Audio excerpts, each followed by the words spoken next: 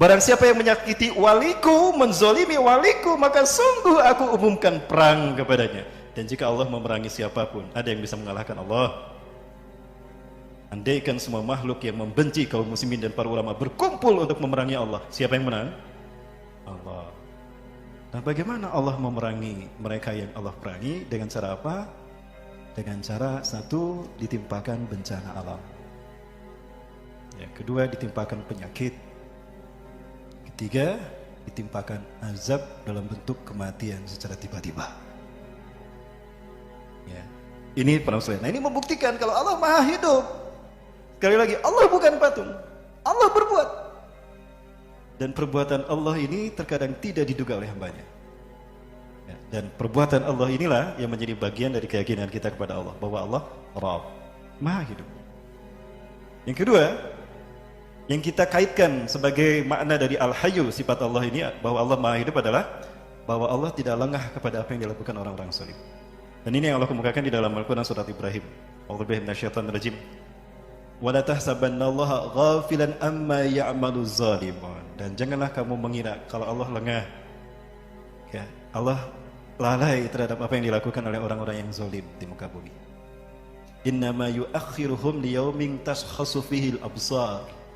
Sesungguhnya orang-orang zalim itu dengan kezaliman mereka ditangguhkan oleh Allah sampai hari di mana mata mereka akan terbelalak. Kezaliman yang mereka lakukan justru membuat hamba-hamba yang dizalimi itu makin kuat. Maka ketika Islam ditekan, makin kuat Islam ditekan, maka Islam makin kuat. Makin ditekan kaum muslimin, maka mereka makin kuat. Betul? Kita akan menyaksikan tidak lama lagi. Baik, Ibu-ibu, satu hal yang juga kita tidak bisa memungkiri, dan ini pasti terjadi, bahwa mendekati hari kiamat zaman kita tidak makin baik. Ya, saya pernah menyampaikan di sini. Ya, kisah di mana para tabi'in yang mana mereka hidup di bawah kepemimpinan Al-Hajjaj. Al-Hajjaj adalah satu khalifah dari dinasti Umayyah yang menciptakan kondisi kepemimpinannya, menciptakan kondisi stagnan atau kondisi yang terburuk sepanjang kehidupan kaum muslimin di muka bumi. Dan kondisi di mana Al-Hajjaj memimpin tidak jauh beda dengan kondisi kita hari ini. Dan ingat, saya tidak menyebutkan rejim yang buka sekarang seperti Al-Hajjaj, ya, tidak. Ya. Apa yang terjadi saat itu? Hukum hanya menjadi algojo penguasa. Media informasi menjadi humasnya penguasa. Ya. Kezaliman di mana-mana, penistaan terhadap agama dan orang mulia terjadi di mana? Di mana-mana. Maka pada saat itu mereka curhat dan komplain kepada sahabat yang paling akhir hidup, yaitu sahabat Anas bin Malik. Fasyakawna anil Hajjaj. Kami komplain, curhat kepada Anas bin Malik tentang Al-Hajjaj. Gimana ini wahai Kang Anas? Apa yang harus kita lakukan? Apa kata Anas bin Malik? Isbiru, bersabarlah kalian. Fa innahu la ya'ti 'alaikum zamanun illa ba'dahu asyarrum minhu. Bersabarlah kalian karena sesungguhnya tidak akan datang satu zaman, satu masa, satu tahun kepada kalian, melainkan zaman, masa, tahun sesudahnya jauh lebih buruk daripada sebelumnya. Terasa tidak? Terasa tidak? Ya. Jadi jangan harap tahun depan lebih baik daripada tahun ini. Tidak. Secara kondisi. Ya. Sekali lagi, kata Anas bin Malik, isbiru, bersabarlah kalian. Fa innahu la ya'ti 'alaikum zamanun illa ba'dahu asyarrum minhu. Bersabarlah kalian karena sesungguhnya tidak akan datang satu zaman, satu masa, satu tahun, melainkan zaman, masa, tahun sesudahnya jauh lebih buruk daripada zaman sebelumnya. Hatta talqaw rabbakum, sampai kalian bertemu dengan Tuhan kalian. Hakadha sami'tuhu min nabiyyikum Muhammadun sallallahu alaihi wasallam. Muhammadin sallallahu alaihi wasallam. Demikian yang aku dengar dari nabi kalian, Nabi Muhammad sallallahu alaihi wasallam. Ya. Dan itu memang betul terasa. Zaman kita hari ini, terutama di tanah air kita, tidak lebih baik daripada zaman sebelumnya. Dan itu terasa betul. Nah, apa yang membuat masa itu makin buruk? Makin dahsyatnya fitnah demi fitnah yang melanda umat Islam. Yang fitnah demi fitnah ini akan datang ibarat ombak di lautan. Terkait dengan ini terungkap ketika para sahabat para sahabat dan tabi'in, ya, karena sahabat pasti itu banyak yang hidup, sedang berdiskusi dengan Huzaifah ibn Yaman.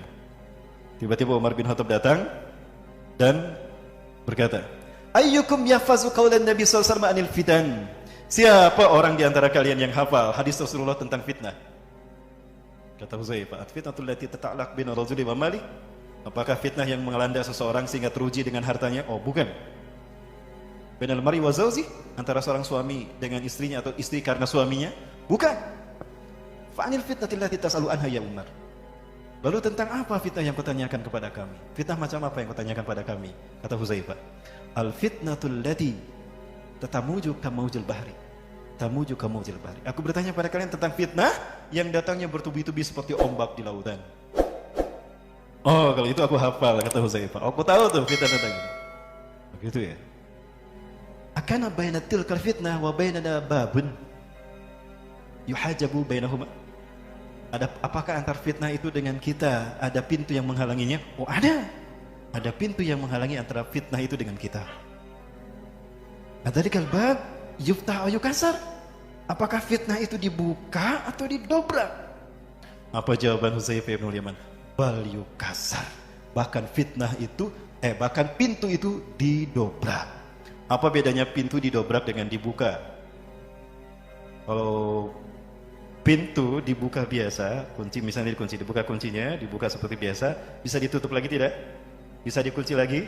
Bisa berfungsi kembali? Bisa. Tapi kalau didobrak, artinya pintunya hancur. Berarti tidak berfungsi lama. Oh, didobrak ya. Baik, terima kasih Huzaifah. Assalamualaikum. Waalaikumsalam warahmatullahi wabarakatuh. Pergilah Umar bin Khattab. Para sahabat bingung tuh. Apa yang kalian bicarakan berdua?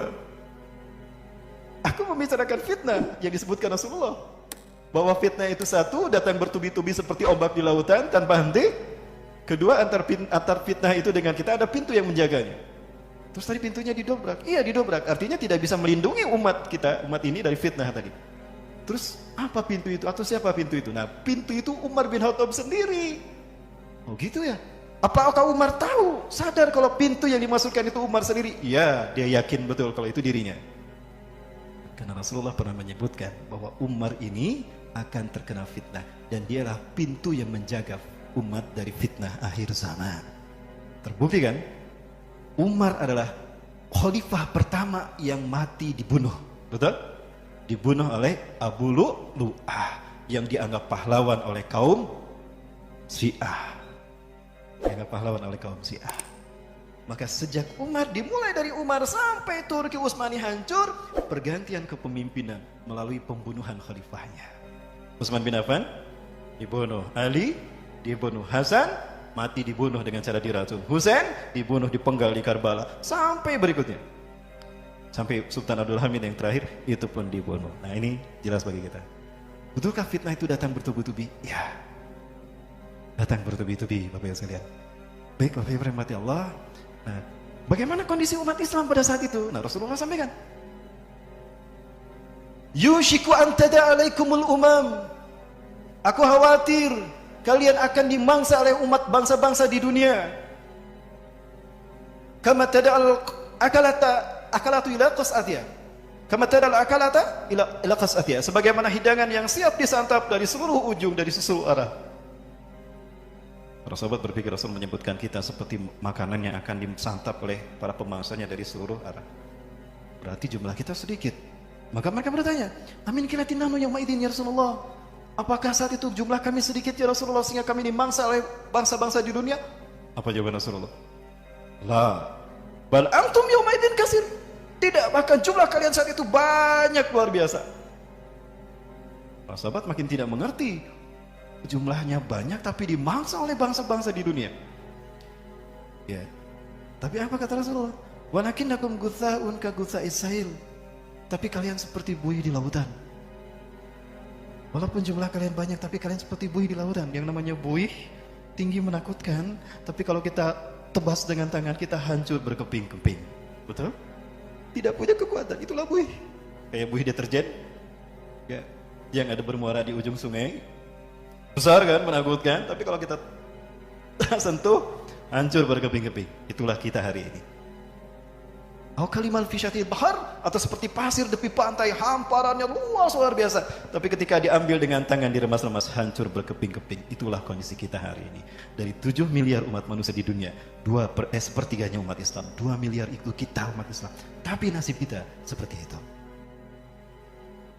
walaupun kita menguasai dunia, 2/3 dunia kita kuasai, dan 1315 tahun kita berkuasa, tapi karena kita sudah mulai meninggalkan Quran dan Sunnah, hubbud dunia sudah menjangkit kita, maka saat itulah kita tidak punya kekuatan. Maka jumlah mayoritas kita tidak lagi menakutkan bagi musuh-musuh Allah. Wala yanza'anna al-mahabbata min suduri a'daikum. Dan sungguh Allah mencabut rasa takut dari dada musuh-musuh kalian. Artinya mereka sudah tidak takut lagi dengan jumlah kita mayoritas. Hatta mereka tidak takut dengan jumlah kita mayoritas di Indonesia. Betul. Mereka betul-betul tidak takut kan dengan jumlah kita mayoritas. Mereka berani mencaci maki ulama tanpa ada yang menuntutnya. Karena ada mereka. Ya. Tapi kalau ada yang mencaci maki, apalagi jika itu ulama, Habib, baru jadi masalah. Walaupun sudah 2 tahun yang lalu. Ya, betul tidak? Baik. Perasaan yang mati Allah. Kemudian, itulah strategi mereka. Kenapa Barat musuh-musuh Islam tidak takut kepada kita? Karena kita sudah dipecah belah. The fight at impera, lalu dikuasai.